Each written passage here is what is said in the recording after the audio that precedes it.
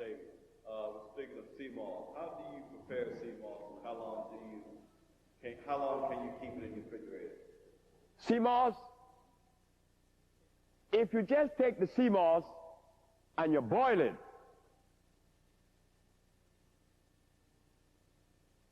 and keep it in the refrigerator, and every day you want to use something, you just, oh, incidentally, when you boil it, there may be a little bit stringy in there, some of it, when you pull some off, but don't throw away that pulp.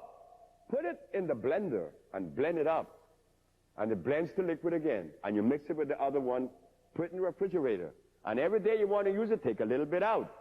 I use sea moss in soup. I make pudding out of sea moss.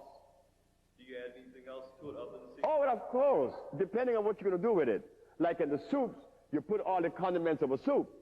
But if you want to make a pie, you put the condiments of a pie, like the vanilla, a little bit of cinnamon. Oh, well, there's only one sweetener that could be even allowed in the body. Maple syrup. Maple syrup.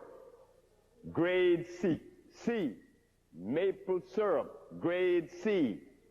M-A-P-L-E. Grade C. Grade Yes, C, sir. Grade C only, right? Grade C. Okay, fine. I had to answer that question. As you know, in the West Indies, they use other kind of adjectives, like cream, sweet cream, and stuff like that. What you say in the West Indies? Yes.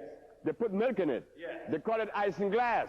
But as you know, it's no cream at all, right? I live in the West Indies. I'm part West Indian. But no cream at all. No, sir. Thank you. No milk. That's adulterating it.